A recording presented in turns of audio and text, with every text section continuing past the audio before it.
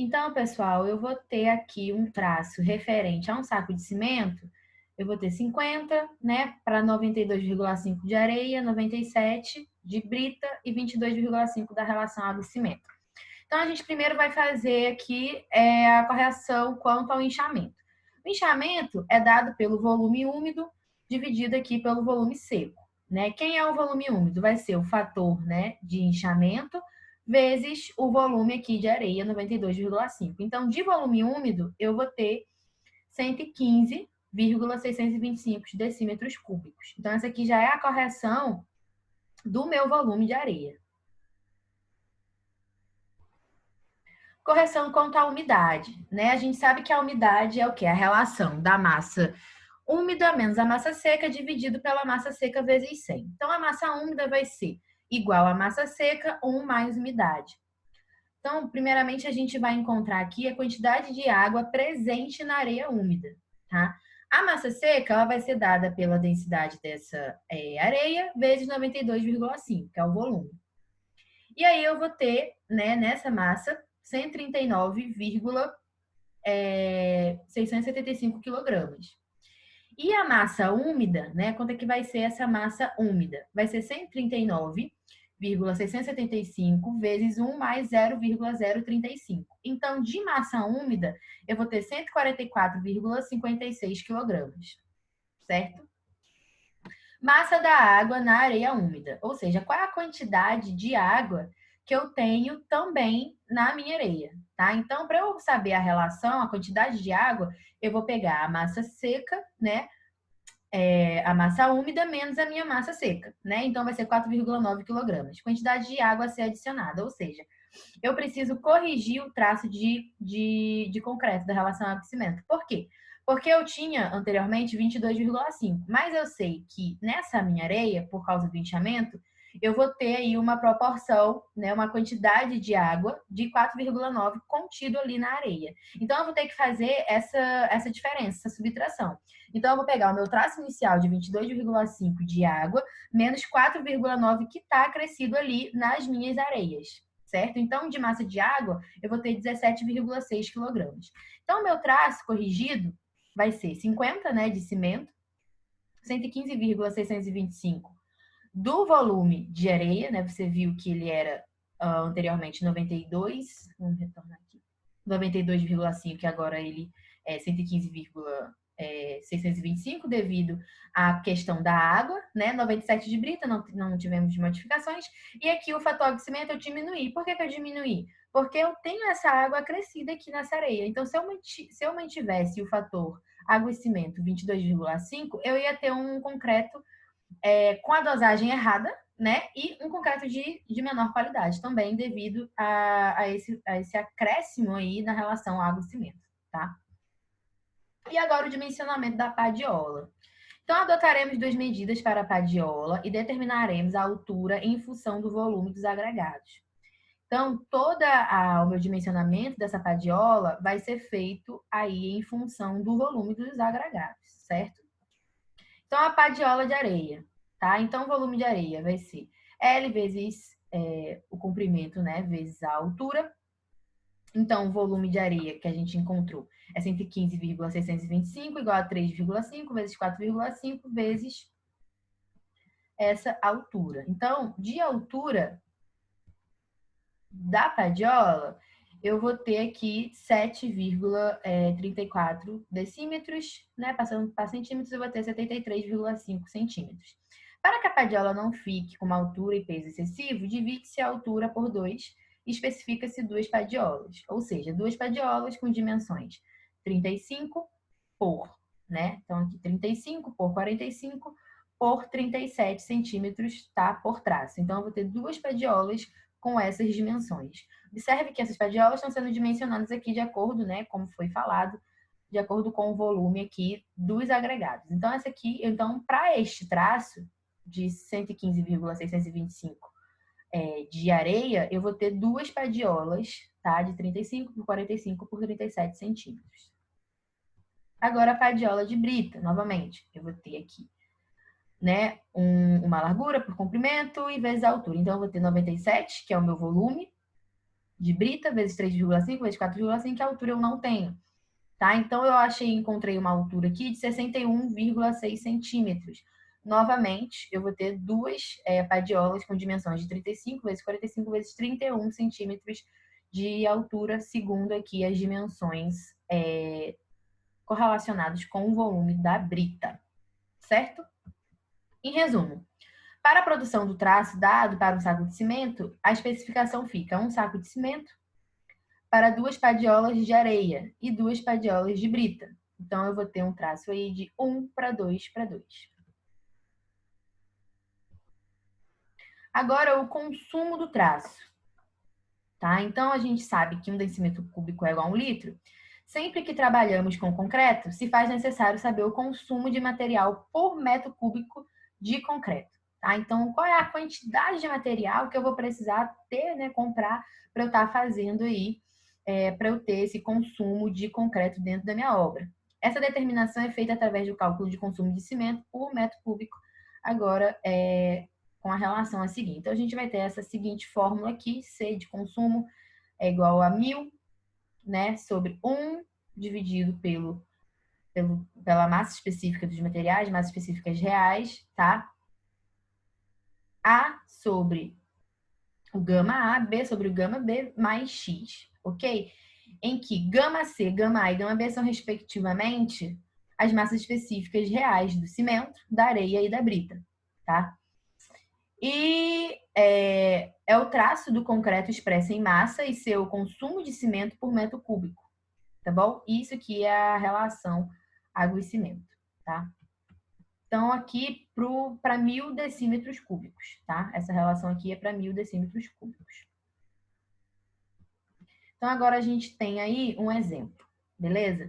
Determina as quantidades de materiais necessárias para a moldagem de 12 corpos de prova cilíndricos de concreto com dimensões de 15 por 30 centímetros, sabendo que o traço utilizado será em massa, né?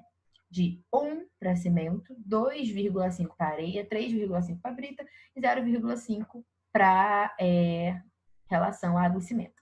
Aqui eu tenho as massas específicas reais de cada material.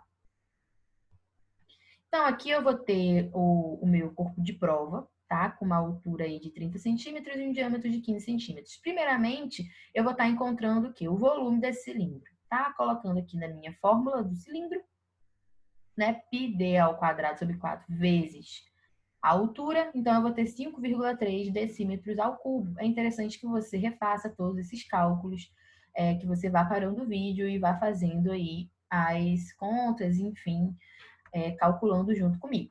Então, o consumo para um corpo de prova vai ser o quê? 5,3, que é o volume, 1 para 3,15, que é o que? A massa específica real de cada material, tá? Mais 0,5. Tá? Então, o consumo aí de cimento vai ser igual a 1,716 quilogramas de cimento, certo? Então, eu vou pegar essa quantidade aqui de cimento e vou estar multiplicando, né, pelo o meu traço ali em massa e volume.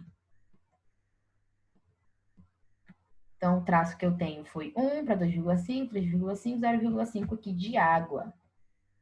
Tá? Então, eu vou pegar o meu consumo de cimento e multiplicar, né, por A, B e X, ou seja, areia, brita e relação água e cimento. Então, aqui eu vou ter 4,27 kg de areia, 6,01 kg de brita e 0,858 kg de água, tá? Que é a minha quantidade aqui de água. Então, para essa relação, 1, 2,5, 3,5, 0,50, eu vou ter o consumo de 1,716 kg de cimento, 4,29 kg de areia, 6,01 kg de brita e 0,858 de água, quantidade de água. E agora, pessoal, a gente vai entrar, né, aí no nosso estudo realmente de dosagem do concreto pelo método de dosagem ACI ABCP, Associação Brasileira de Cimento Portland. Inicialmente, é importante a gente estar lembrando de 5 regras fundamentais.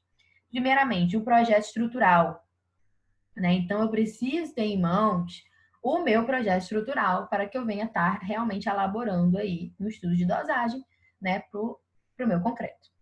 Os materiais disponíveis é aquela velha história. Quais são os materiais que eu preciso utilizar na minha obra, né? Como que eu vou saber? Eu preciso ter materiais de qualidade, mas eu preciso também utilizar os materiais disponíveis na minha região, tá? Então a gente tem que sempre trabalhar aí ponderando esses fatores. Os equipamentos disponíveis e a mão de obra disponível. É muito importante também. Tá? Então, cada obra vai vir aí com as suas especificações, peculiaridades. Vai depender muito da região que você vai estar ali trabalhando. Tá? 4, buscar a melhor qualidade. Então, segundo o meu projeto estrutural, segundo os meus materiais, equipamentos e mão de obra disponíveis, eu vou estar buscando o quê? Uma melhor qualidade e o menor custo possível, né? Então, qualidade e menor custo. Qualidade e menor custo. Eu, como engenheiro, como técnico, como responsável técnico dessa obra, eu preciso garantir que a minha execução, a minha dosagem, enfim, tudo que se diz respeito à execução, né, dessa obra tenha o quê? Tecnicidade, né? Então, tenha segurança. Mas eu também preciso garantir que tenha o menor custo. A gente sempre escutou isso, né, na faculdade, eu sempre escutei isso dos meus professores, e é a verdade. Engenheiro bem pago é aquele que vai reduzir custo, tá, do patrão. Então, se você reduzir custo do seu patrão, reduzir custo da sua obra, com certeza você vai ser um engenheiro bem pago, tá? Sem esquecer da segurança, ok? Então, alguns requisitos aí para a dosagem. Esse concreto precisa ter trabalhabilidade, tá? Então, é um dos aspectos mais importantes. Primeira coisa que a gente faz no recebimento de concreto em obra é o slump test, né? Para a gente estar verificando aí a trabalhabilidade desse concreto, né? Como já foi falado aí nas aulas anteriores de tecnologia do concreto. O slump test, ele não avalia, né? Primordialmente ele avalia a trabalhabilidade, mas a gente pode também estar avaliando a qualidade desse concreto no estado fresco de modo geral, segregação, exudação. Todos esses fatores a gente pode estar observando só com o slump test, tá? Por isso que ele é extremamente importante ser feito no recebimento desse concreto. Resistência físico-mecânica, né? Então, eu preciso ter um concreto resistente, lógico, né? Ele precisa ser resistente. Porosidade, preciso ter um concreto que tenha pouca porosidade, poucos índices de vazios, tá? Eu preciso considerar também a condição de exposição, tá? Essa condição de exposição está relacionada principalmente ao fator de agressividade, né, que esse concreto vai ser colocado, de agressividade ambiental que ele vai ser colocado. E também vai estar relacionado a uma qualidade do concreto muito importante, que é a durabilidade. Tá? Então, quando eu falo de durabilidade, eu não falo apenas de resistência mecânica, mas eu também falo a respeito de condições de exposição. Esse concreto ele vai ser durável, esse concreto ele vai resistir, né, aos ataques ambientais, né, e o custo. Dosagem racional do concreto. Aqui vem novamente uma definição. É aquele concreto feito em laboratório, em que eu vou ter um estudo prévio, né, de todos os componentes que envolvem o concreto, né, que é o cimento, água, agregados, aditivos, a proporção que eu vou colocar de cada um deles, certo? Tornando o concreto em estado duro 0% de vazios com uma pedra artificial. Então, o que a gente deseja é que esse concreto ele tenha, no estado fresco, boa trabalhabilidade, né? E no estado endurecido, né, ele tenha aí resistência mecânica, né? E está relacionado aí à questão da porosidade desse concreto, ou seja, o mais próximo possível de 0% de índice de vazios neste concreto. Então, eu tenho algumas características, né, alguns passos que vão envolver aí essa dosagem de concreto pelo método ABCP. Primeiramente, eu tenho que considerar as características dos materiais envolvidos, ou seja, do cimento, do agregado e do concreto.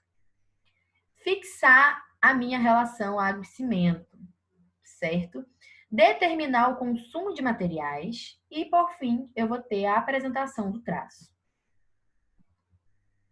Características dos materiais. Do cimento, tem que verificar o tipo, a massa específica e a resistência dele aos 28 dias. Para os agregados, eu preciso ter, né, uma análise granulométrica, né, para que eu venha aí estudar, né, o diâmetro de cada um desses agregados, o módulo, né, para que eu venha ter o módulo de finura do agregado miúdo, dimensão máxima do agregado graúdo, né, tendo em vista aí realmente ter um material bem graduado, né, massa específica e massa unitária compactada, né? Então eu preciso ter essas características aqui para eu poder estar realizando a minha dosagem experimental. Do concreto, né, eu preciso estar atenta à consistência desejada no estado fresco, né, ou seja, o slump, né, condições de exposição, resistência característica do concreto e resistência de dosagem do concreto. Para isso, eu vou estar utilizando esta formulazinha aqui, tá? De FC28, ou seja, aos 28 dias. Então, eu vou ter o meu FCK mais 1,65 vezes o SD, que é o meu desvio padrão. Esse desvio padrão, ele vai depender das condições, tá? De preparo aí desse concreto, tá bom? Então, dependendo da condição de preparo, eu vou ter um desvio padrão. Então, se eu tiver condição A, eu vou ter um desvio padrão aí de 4,0 MPa. Na condição B, eu vou ter um desvio padrão de 5,5 MPa. E na condição C, eu vou ter um desvio padrão de 7,0 MPa. E vai depender aí de cada uma dessas condições, tá? Segundo a NBR 12655. Depois vocês deem uma lida nessas condições aqui de forma mais detalhada, tá? Então, o fluxograma aí da dosagem. Primeiramente, as características dos meus materiais, né, que já foram relatadas, fixar a relação aquecimento, determinar o consumo de materiais e apresentar o meu traço. Para a fixação da minha relação aquecimento, eu tenho alguns critérios. Determinação do FC28, relação água e cimento e tipo de cimento, escolha do AC em função da curva de Abrams do cimento, tá? Abrams, né, foi um estudioso aí a respeito das características, né, do concreto. E ele acredita, né, que um dos principais critérios para que eu venha a ter uma boa resistência em meu concreto é a relação água e cimento. Tá? Então, aqui eu tenho a curva de Abrams. Tá? Eu tenho a resistência à compressão do concreto requerida aos 28 dias, tá? Pela relação aquecimento. Então, eu vou traçar, né? Aqui, segundo o meu FCK, né? E aí eu vou ter aqui uma relação água e cimento, tá? Então, por exemplo, um cimento CP38. Eu tenho um concreto com resistência de 25 MPa em 28 dias. Então, aqui eu vou traçar 25. Eu vou encostar aqui nesse ábaco, tá? E nessa curva, né? Isso aqui é um ábaco, né? De modo geral, isso aqui é a minha curva. E aí eu vou descer aqui, então eu vou ter aproximadamente uma relação de água e cimento 0,55, tá? E dessa forma eu vou estar fazendo na minha dosagem, certo? Determinação aproximada do consumo de água, tá? Então, dependendo do abatimento, se for de 40 a 60, de 60 a 80, de 80 a 100, eu vou ter um diâmetro máximo de agregado graúdo, tá? E aí, por meio desse diâmetro, né, eu vou ter aí o consumo de água. Então, se eu tiver, por exemplo, né, aí um abatimento de 40 a 60, de 60 a 80, tá? Com um diâmetro aí de 25, eu vou ter um consumo de água de 195. De 80 a 100, eu vou ter um consumo de água de 200, tá? Litros por metros cúbicos. Determinação do consumo de cimento. Ela é dada por essa relação, que é o consumo de água, tá? pela relação água e cimento. O consumo de cimento depende diretamente do consumo de água. Tá? Então, por isso que eu tenho aqui o consumo de água e a relação água e cimento para eu ter aqui esse consumo de cimento, certo? Determinação do consumo de agregados. Consumo de agregado graúdo. Dimensão máxima de agregado graúdo, eu vou ter que ter, né? O módulo de finura. E também vai depender aí do meu consumo de areia, né? Que está relacionado ao teor de pasta e o consumo de agregado graúdo. Então, aqui eu tenho o meu módulo de finura, tá? E as dimensões máximas dos agregados. Então, dependendo das dimensões máximas dos agregados e do módulo de finura, eu vou ter aqui a minha determinação dos agregados graúdos, tá? Volume aqui de brita. Determinação do consumo de agregado graúdo, né? Então, eu vou ter aqui por meio de CB igual ao volume, né, de agregado graúdo seco por metro cúbico de concreto e a massa unitária do agregado graúdo, né? Então, aqui eu pego esse meu volume, né, de acordo com o meu módulo de finura, e aí coloco aqui nesta fórmula e vou encontrar aí a determinação do consumo de agregado graúdo. Composição com 2 agregados graúdos. Critério do menor volume de vazios, né? Então, eu preciso utilizar este critério aqui. Proporcionar as britas de maneira a obter a maior massa unitária compactada. Então, para o consumo de agregado miúdo, eu vou ter esta relação aqui. 1 menos cimento, né, sobre a massa específica do cimento, mais brita sobre a massa específica da brita, mais água sobre a massa específica da água, tá? Então, V areia é igual ao volume da areia, consumo de cimento, né? Brita é o consumo de brita, água é o consumo de água, e C areia é o consumo de areia, e a densidade aqui, a massa específica do cimento. Sigma cimento aqui. E dos outros componentes, tá? Então, o consumo de areia vai ser igual ao volume de areia vezes a densidade dessa, a massa específica dessa areia. E, por fim, eu vou ter a apresentação desse traço, tá? Cimento, areia, brita e relação água e cimento. Então, por exemplo, aqui o cimento, né? Eu posso ter 2 tipos de brita e aqui a relação água e cimento, certo? No próximo vídeo a gente vai falar, né? A gente vai fazer um exemplo aí prático para a gente poder aprender realmente como utilizar essas fórmulas.